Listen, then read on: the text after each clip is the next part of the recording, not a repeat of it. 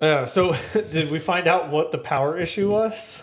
No, we did not find out what the power. It just issue came was. on, and we were like, It just- "All right, we have power again." I wasn't even here when the power came back on, and it was one of those things of took it for granted. Walked in, and it took me about 15 minutes. I was like, "Oh, lights, great! This is."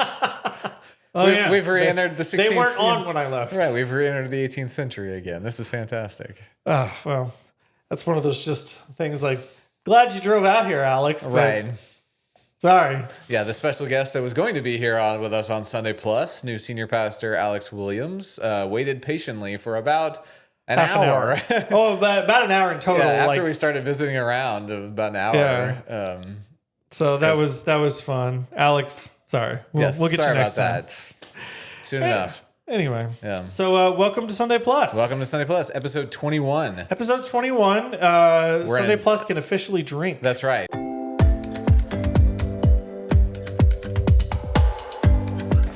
Congratulations. And we have brought the strongest stuff available. Strongest stuff available. It's got all those ingredients, and who knows what's in there. I was going to say, it's probably too many ingredients for one little can like this. Well, I mean, that's OG, so it doesn't have aspartame in it, so that's cool. That is true. Absolutely. Can't stand... good old-fashioned sugar. It's the high fructose corn syrup. If you've never had a Coke that actually has like real sugar in it... Oh, I've had one. It changes your life. Yeah. Yeah, you got to go to like Mexico. Yep, the Mexican Cokes are absolutely incredible. I remember being in Mexico on a mission trip, and everybody in our crew, because we were all college students, that was one of the first things we all want to do. Like, we got to go to a place where they've got the Mexican.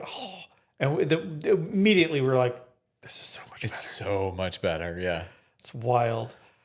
My goodness. So this Sunday, to my astonishment, surprise, and pure joy, you decided to walk the entire church through the scenario and story plot of Snakes on a Plane. It's weird, and I have to admit, when you're preparing a sermon, you're always supposed to look at the scripture text and then extrapolate the purpose and the meaning and the storytelling out of the scripture text. And I think I did that to some respect. But you referenced the scripture. You didn't point to it that much. You were mostly pointing to snakes on a plane. This was like the sermon that I realized, like, the scripture is the jumping off point, but it's such a vague scripture because it was about Jesus growing in wisdom and stature and there's not a lot left of his development until you get to his 30-year-old.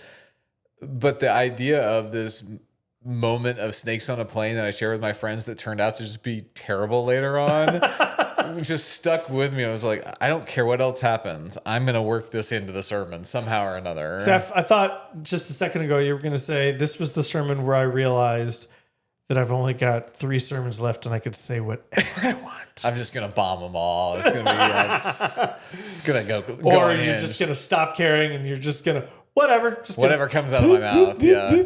Just say anything. I'll pull my Samuel L. Jackson. I was like, I'm tired of this. It's one of the most iconic Samuel L. Jackson lines, which is saying a lot. It is. Because your boy has got a lot of iconic lines. He's been in every Tarantino movie on some level. He's been in like Die Hard 3. Mm-hmm. He's got a bunch of great one-liners. So good in Die Hard 3. Nick Fury. Mm-hmm. He was Shaft. He was Mace Windu. Come on. The guy is one of the most iconic actors of all time. Mm-hmm. Unstoppable. So I saw a video the other day, and it was like a behind the scenes of Attack of the Clones. Uh-huh. And so Samuel L. Jackson shows up in episode 2 of Attack of the Clones, and George Lucas is explaining that good guys get like blue or green lightsabers, and bad guys get red lightsabers. Samuel Jackson's like, how about purple? Well, that's the mix in between. He's like, how do I get a purple lightsaber? And Lucas is like, sure, we'll get that done. And it was like, he's the mix. He's the anti-hero. He's the mix of the good and the bad guy. You love him, but every character he plays is like a little bit off kilter. Dude, one of my favorite things that I've heard, it was multiple interviews with the guy who plays Obi-Wan, Ewan McGregor, where he said they did all of this sword training to be able to wield these lightsabers. And he said, the thing you don't realize is those sounds of lightsabers are so iconic and ingrained in our brain from the 70s movies. And he said, like, when they were filming these scenes, they kept having to stop rolling because they were making noises with their mouths. He was like, we kept going, and he's like, we didn't know we were doing it. That's really funny. But we were both doing it. Yeah. And like, just the idea of Ewan McGregor and Liam Neeson both not being able to not make mouth noises for their swords.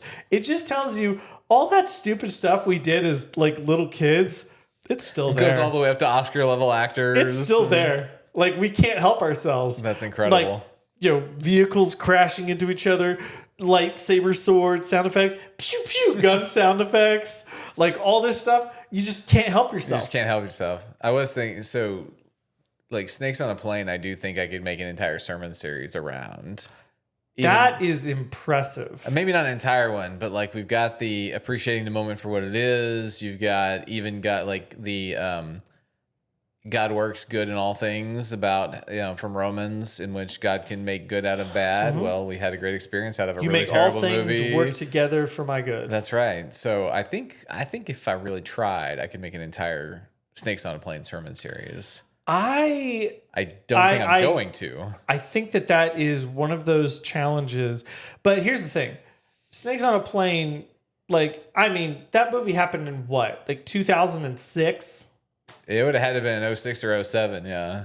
And so I would say that the fact that you referenced it, mad props. However, like, you got to find a new really bad movie to reference, and then see if you can build an entire series around it. And while it's still in the theater, because when you like, if a movie comes out and you're like, this looks so bad, go see it opening night and be like, this is the worst thing I've ever seen. I'm gonna get my whole church to go see it, and then you do an entire series about it. Challenge accepted for a couple of years after I established credibility at Arlington. I like this. Maybe not the first week. Or that's how you establish credibility at Arlington. Tell you what, how about I'll go to the UTA campus ministry and I'll do that there. I'm into it. So you mentioned just now one of the other things that I wrote, being present in the moment. And so that the whole concept behind Snakes on a Plane, why you brought it up, was your theatrical experience was so wild. It was awesome. And you'll never forget it. And then trying to recreate it instead of just remember it for what it was, and then realizing, oh yeah, like that was a one-of-a-kind moment. Right. And I think that we're obviously always going to be planning for the future on some level, we're always going to be kind of in that midst, but I feel like we get so engrossed with, oh, this is a great moment, I have to savor this forever, and all the things that take a video, take a picture. Yeah. Like, I'm sure you've been to a concert where you watch the concert through the phone of the person in front of you, and instead of just savoring the concert for what it is. That being said, I have been very glad that I got footage at one specific concert. Okay. So this is a little sidetrack story, but it's worth telling. I was at a Switchfoot concert. Okay. It was actually Switchfoot opening up for Lifehouse. Nice. And Switchfoot closed out their set with Dare You to Move. And so John Foreman, who I got to hang out with once, by the way, he's as cool as you want him to be. He's the most chill, down-to-earth person. And so he goes out, and we didn't know what was happening. Just like the band was kind of doing stuff, and then we're like, where's John Foreman? And then all of a sudden, he pops up, and he's on somebody's shoulders in the middle of the crowd at Southside Ballroom. And he's got his mic with him. And then he said something that I absolutely love. He said, we wrote this song because we believe that hope deserves an anthem. Ooh. And I was like, that is possibly the coolest sentence I've ever heard anyone say ever. Nice. That is worth having the footage for. And not only, it gets better.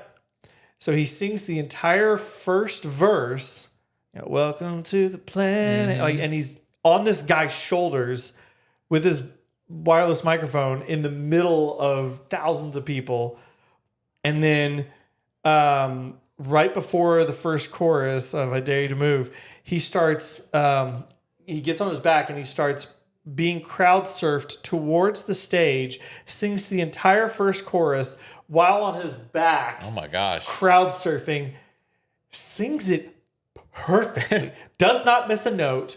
If you were just listening, you would not know he was being crowd surfed. He's getting bumped up and down the entire time. He sang it perfectly. And then they crowd surf him to the front. The bouncers like kind of help him onto his feet. And then he runs around, gets back up on the stage. And then he says, "Thank you, Dallas. That was probably my best surf of the tour." And then that second verse where it goes, so like he says that. And then he just looks at the band and then just... They drop into that, sweet. And we're all just like, what's happening? What's happening? Like, it was the most unbelievable, transcendent of reality moment that I've ever experienced at a concert. And then they just destroyed the rest of the song, blew the house down. And then me and my buddy were like, we don't need to see Lifehouse. And we left. We're just going to go off this high note right now. We're like, there's no way they can follow that. There's no way Lifehouse can follow that. That was one of the best shows I've ever seen, and they were not even the headliner. Opener. They were the opener. That's funny. We were like, bye. Awesome. That's fantastic. Yeah. So that was being present in the moment. Well, tangential moment. One of the most underrated songs ever for me is "Stars" by Switchfoot. It is such a good song. That opening riff. Oh my gosh. And any song that can use the word entropy just flowing in from the second verse is... Watching Entropy and Pain. Yeah. And maybe start to wonder how the chaos in our lives could pass as sane. It's such a deep lyric. Everybody, finish this podcast and then go listen to every Switchfoot song ever. That's right.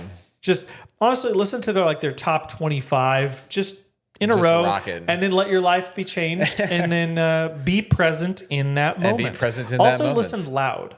Like that's I think one of it's those definitely bands, a crank it up. Yeah. Turn it up loud. Like it's worth it. Like bother your neighbors a little bit, and then when they bang on your door and say, "Hey, what are you doing?" Be like, "Come join the moments. Enjoy this with me. Listen to these lyrics. Let them mold you." Well, and so anyway, back to the being in this moment. I think that's the being in the moment, like just appreciating what it goes along with appreciating what you've been given, and just thankfulness for what is as opposed to what is not. And so much of our world is based on a scarcity mindset of what we don't have or what isn't or what's not present. And being in the moment of recognizing just the air that I breathe, the ground that I stand on, the people I'm with, and what is good about this moment, instead of what doesn't exist in this moment, is not looking for what's missing, but looking for what is currently there and what's happening. Yeah, and I think because even the I'm going to take a picture of this, or I'm going to have to remember this or recreate this, is something will be missing from the future if this doesn't carry onward. There's truth to that, and there's value in that. However, but not at the expense of the moment. Right, exactly, yeah. And I think you want to, if I didn't have my kids' baby pictures, I would be really sad about that. Because I can't, I can remember that, but it's a little bit like there's a couple pictures at my parents' house, and I can only remember the moment because I've seen the picture, and the picture recreates the moment. But if you were just to ask me, just randomly, hey, tell me about the time you were a jolly juggler at the preschool circus. I'm sorry. A jolly juggler? Jolly juggler, yes. The funny part was, Mary and Jean's preschool in New Fairfield, Connecticut. Of course. Where I started my great educational journey. As one does. They held a end of year kind of mock circus thing. So you got assigned by grade or age of what you were going to be. So 1 year I was a lion tamer, I believe. And I had the foam hat with the stripes and fake mustache, and Of course. got to be a lion tamer. And one year I was a jolly juggler, and I had like 2 bowling pins that I pretended to, toss up and down. You're saying you can't actually juggle. I cannot actually juggle, not at all. David, Yeah, it's the most disappointing thing I've found out today. Well, I probably stemmed from the jolly juggler was the not so jolly juggler, and if there had been video cameras, they would have captured me crying through most of the parade. I was going to say, I was really just hoping that this was going to land you saying that secretly you can juggle. That being said, it's so funny you say that. What was the first person in the parade? I should say master of ceremonies, but it's the marshal, grand marshal. Yeah, grand marshal of the parade. I was the grand marshal of a parade one time, and I think it was like a Memorial Day parade. Okay. And it was the like military bugle boy or whatever. And so I don't remember how this happened, but I got asked to be the grand marshal, where they put me in this like military uniform and stuck a trumpet in my hand. John does not play the trumpet, not even a little. And yet I've got this trumpet and I'm just waving to people wearing full military, like classic World War II military garb. And I cannot tell you how many times, play a song, like anything. People just yelling, play the trumpet. And I'm just sitting here going, of all the instruments that I do play, this is not one of them. And I have never felt so dumb because I'm just stuck holding this stupid thing that I don't know how to operate. And every 100 feet, somebody yells, play it. And a couple of times I would put it on my mouth and just go, it just makes some weird, disgusting noise. Right. And then I'm just like, hope that was worth it. I'm sorry to our fallen soldiers that I cannot play this trumpet. I felt like such an embarrassment to the whole purpose of what I was trying to do is set the tone for this. We're celebrating our military, and I'm not military nor a trumpet player, and I'm dressed as a military trumpet player. Is this your biggest case of imposter syndrome ever? Probably. Yeah. And I probably need to work with my therapist to get through some of these suppressed memories. Suppressed memories of whatever. I played trumpet for 2 years, and then in high school, someone had one, and I was like, oh, dude, I'm going to pick this back up again. And you lose it so fast. So I picked it up, and it was I had entered my junior year, and my confidence level had grown to somewhat cocky level. And I picked this up in front of all my friends thinking I'm about to blow it. Check this out. Pick it up, and it was like... Oh, my gosh. I know guys that... John Cravens, he was a trombone player in middle school, high school, and for the UT band in college. And so he has one of those P-bones, the plastic trombones, and it's orange. And he keeps it in his office. Homie can still play it. Well, I know from just watching on social media, he still goes and plays with the alumni band down at UT every year. That's impressive. Every year he does it. He can still do the fight songs. He's still got it. And I didn't realize how much crossover there is between a lot of the brass instruments. I just got lunch with my buddy Colin, who got his master's degree in tuba performance. Okay. And one time we were over at First Methodist Plano, back when I was still there and John Cravens was still there, and he found John Cravens' P-bone. Colin picks it up and just starts playing the mess out of it. And me and my buddy Jairus were just like, you can play trombone? And he's like, yeah, it's not that hard compared to a tuba. They're very similar. I'm like, what? These are the special breed of musician or artist that just can do everything and leave the rest of us mere mortals. It's so annoying. It's like, Colin, you could stop anytime. This is why we all hate you secretly. Stuff like that is fun, though. Yeah. I did not know you played trumpet, though. So I played trumpet, started in 6th grade band over in Lovejoy, played 6th, 7th grade, and then in 8th grade, when I went into 8th grade, a kid named Andrew was our only tuba, and he went on to high school. So our band director came, and I was 4th chair. So he came to me and said, I want you to switch to tuba next year. Oh, my gosh. And I was thinking, I mean, we had played the Jurassic Park theme song, the Star Wars theme song. It's got great trumpet stuff in it. Lots of John Williams. Okay. And yeah, we did a lot of John Williams. I think that was the theme maybe. And so it was like, I didn't really want to, but I didn't feel like I could tell him no. And the reason he goes, well, I picked you because you have a lot of air. What does that mean? Apparently I played too loud. So I was playing trumpet too loud. He says, you have a lot of air and you should fill the tuba with a lot of air. So if you have never played tuba in middle school band, it comprised mostly whole notes and half notes. So, and now not only am I bored while I'm playing, but I have to lug a 50-pound instrument home every day as opposed to a 5-pound instrument home every day. Yeah. And was also playing football. So I was getting home at like 6 and my mom worked. So it was like get home at 6:30 or 7 and then didn't want to practice. So then the private lessons teacher was all mad at me because I wasn't prepared. And I'm so sorry. I was going to say, I don't actually like this instrument. Speaking of working with your therapist through unresolved issues, let's go back to my 8th grade tuba year. Oh my gosh. Okay, so that's a nice seamless transition. At one point, you were tying in how that moment with Snakes on a Plane was such a bonding moment, even though it was completely insane. Mm-hmm. And so I wrote down, I think it was tied to that, trauma bonding, in parentheses, but good. But good. So it's fascinating. I think I've told people this, not on the podcast before, but I did a continuing education seminar with Rob Bell in Laguna Beach in 2016. It was fantastic. I've heard of this, which is wild. And he went around and asked everyone, when is the time you have felt the presence of the divine most clearly? And everyone out of these 50 people that were there said something bad.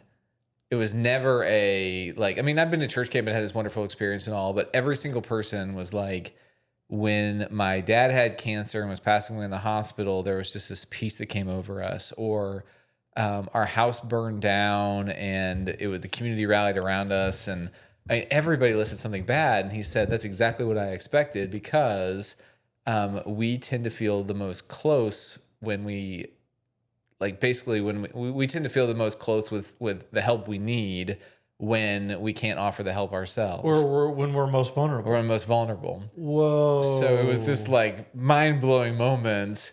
And I think that trauma bonding is... Rob Bell strikes again. Man, we've been through something difficult and hard, and we've survived it together. It's one of the reasons why, like, when people go through something traumatic together, they fall in love and they, in trauma bonding. Yeah. Trauma bonding, right? So you've experienced something where your emotions are tense, everything's tense, and you need each other. But you see the other side of it. And knowing you came out of it, still okay on some level at least. Yeah.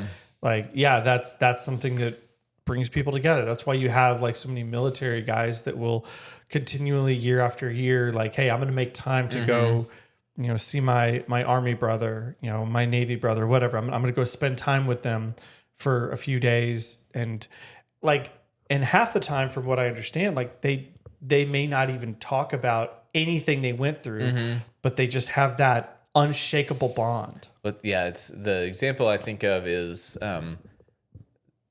every former president of the United States, they're friendly with each other after they get out of office. Yeah.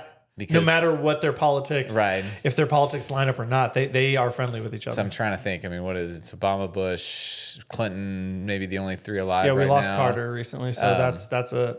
And it's like these are the only 3 guys in the world who know what this experience is. Uh-huh. So you could be just watching a baseball game, but you feel this sense of closeness of nobody else in the world knows what I've been through. I guess Biden's in that, and I mean, and Trump now, so 5.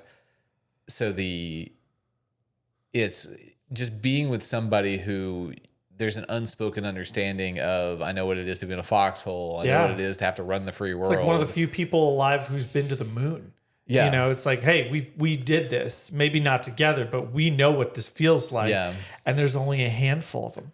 And I think that's those moments where when you get in those moments together and you savor the moment, you don't have to recreate the moment, but you've shared something that intimately bonds you as a like you have that serotonin connection with each other, and just kind of develops love innately because you survive. I mean, especially trauma, like you survive something big together.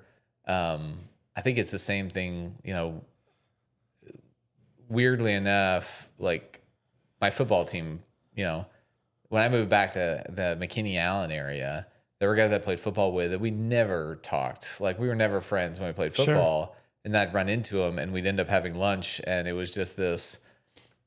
We didn't really have any of the same personality characteristics, but we had done 4 years of shared experience together, and it just felt natural to reconnect afterward. I've done that with some guys that were in different bands that so my high school, there was a crazy amount of high school bands. Like everybody started a band, and I was no exception. And so my band and there was some of the bands that were kind of the same genre as us. And I wasn't necessarily friends with them.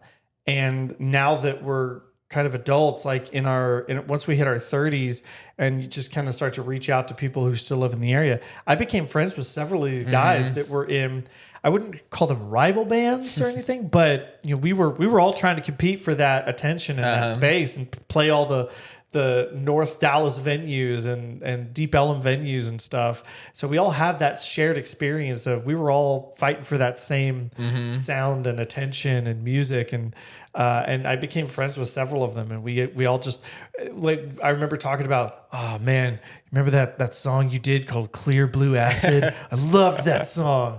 And he's like, oh yeah, we were tired of playing that one. Everybody that was loved the only song. one everybody requested. Yeah, we were tired. Yeah. Everybody only remembers that song, but hey, you know what? We were popular because of it for a minute, so I guess that's cool. And I think that's why, like, the first core value of Creekwood and the discipleship process is invitation, and everything starts with a yes. Yeah. And even if you're an introvert, you still need, like, you gain energy from being alone at times, but you still need that human connection.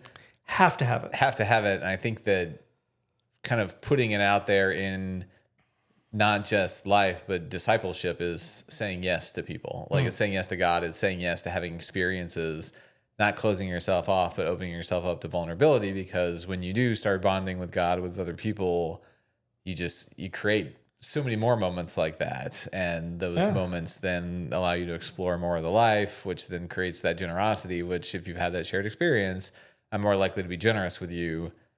And so if we can create more common experiences amongst humanity to share these moments, well, then we'll be more generous with a wider swath of humanity. I can absolutely get on board with that. Yeah. I love that. Just creating shared experiences so we can all have something to bond over. That's such a beautiful notion. It feels so simple. It feels so simple, but that's what the internet was created for. And we all know what that turned into. Internet has its really nasty internet trolls and just people hiding behind a keyboard and just saying nasty stuff, and finding themselves. I genuinely have to believe on some level that like almost everybody looks back at some comment that they wrote on somebody's YouTube video or Facebook post or Instagram picture post or something like that they've written some comment that they look back on and it kind of haunts them a little bit. And I hope that the people who like have made like a borderline career out of just being an internet troll at some point look back and go, oh, maybe not. I wish that I had never been that. But that said, the internet has also opened up the world to how funny absolutely so many people are. You never realize how funny people can be. And I love that about the internet is it's the funniest place. Yeah. It really is. And so luckily there are algorithms that are pretty smart. And as long as you keep focusing on the positive things, your algorithm tends to become very positive. Right. Like I know people that their entire feed, no matter what it is, TikTok, Instagram, Facebook, doesn't matter. It's all political and it's all angry. Every ounce of it. It's just people yelling at each other, calling each other nasty names, saying that the other person is stupid and wrong. And I'm just like, you set yourself up for this. The algorithm saw what you were doing. Like you can absolutely change your algorithms. It's not as hard as you think. I almost overnight at one point, my algorithm became almost exclusively food. Like within less than a week, every other post was food. Yeah, I have all of my reels now are something associated with the NBA, WNBA, or soccer. I realized like, wow, I watch a lot of sports highlights. Nothing wrong with that. Nothing wrong with that at all. To kind of close things out, I want to close something out on something entirely superficial. And that is, what video games did you play growing up? Oh man, Because you mentioned playing video games with your friends. Yeah. In the sermon, and I'm like, and I started to think back because I think most young men, specifically white young men in the United States, grow up playing video games with their friends. And I have vivid memories of playing so many different video games with my best friend, and all like throughout elementary school, middle school, high school, college, all of it. So I'm curious, what did you play? Yeah, so playing independently is a different answer than playing with friends. So playing with friends was the primary one was on it was Tecmo Super Bowl on Nintendo. Tecmo. So Tecmo was the brand, and Tecmo Bowl was the first one that came out that most people love. But Tecmo Super Bowl. What system was this on? This was on regular Nintendo. So the other thing is we had an Atari. The NES, Nintendo Entertainment System, came out, I think, in like 1986 or something maybe like around there. We didn't get a Nintendo until about 1997. Maybe 1996. Pretty sure like 97 we had there was Super Nintendo. The Sega game there was the Genesis. Sega Saturn or Sega Genesis? Sega Genesis at least. I think the PlayStation had already come out by 97. It had the PlayStation Dreamcast was like the one that was too advanced for everybody at the time. And that was 2000. Dreamcast was so cool. I remember NFL Blitz was one of the big games for that. That's the one that was basically like, what if the NFL and WWE wrestling was combined? Sport? Well, and Dreamcast was the first one. I remember playing it at a Best Buy as like a sample. And it was the first one that like the computer learned. Well, yeah, their whole thing at the end of every commercial was it had some girl's voice going, "It's thinking." It's thinking, yeah. And I just remember thinking like, oh, that's some hardcore advertising. Okay. So we did Tecmo Super Bowl. We did. There was an NBA game. It wasn't NBA Jam, although we did play NBA Jam. Oh gosh, which was NBA an Jam was the amazing game. Best. Actually, we played a lot of NBA Jam at my friend's house. Just when he like the person gets on fire and the ball catches on fire, and then you can pretty much just like shoot it half court, and you can't miss. It was fantastic. Or my favorite line from that game of all time, whoever they got to do all the commentating and say all the stupid one-liners, it's like, you bring the peanut butter and I'll bring the jam. That's one of my favorite one-liners, and I want so badly for like Kevin Harlan or Reggie Miller or somebody actually commentating a game to say that. That would be funny. I want that happen so bad. Come on, Kevin Harlan. So the other like Duck Hunt was another classic. That was part of the Super Mario trifecta. Yes, it was on one thing. Yeah. The game that like the non-sports game we played a lot of was Contra. I don't know Contra. You don't know? Okay. Remind me. I've heard the name. Remind me. So Contra is essentially a Contra would be like anti-drug agency sting. Oh yeah, contraband. So Contra is this your two brothers essentially, and you're taking on this like cartel in the jungle. And you have unlimited ammo. Okay, I've never heard of this game. So the big deal is if you are of a certain generation, up, down, left, right, A, B, select start will get you 10 lives as opposed to 3 in Contra. So anyway, it's one of those games where you go from left to right and the screen scrolls with you. You can't go back. You shoot there's like these floating canisters. If you shoot them, you can get like these weapons that one's a machine gun, one's spread, and the bullets go everywhere. One's a flamethrower, one's a laser cannon. It is truly a phenomenal game. Super Contra on Super Nintendo was also great. So anyway, you come up and like this drug cartel has all of this like super next level weaponry. that you're taking on with like one machine gun, and you have to make it through the entire game, like 12 levels with 3 lives. Impossible. Every now and then you get an extra life along the way, but you've had, and for, you talk about video games now, like, you know, with the effect of Doom or Halo or whatever on shooting, this is literally like you have unlimited ammo and you probably kill 2 million people on your way.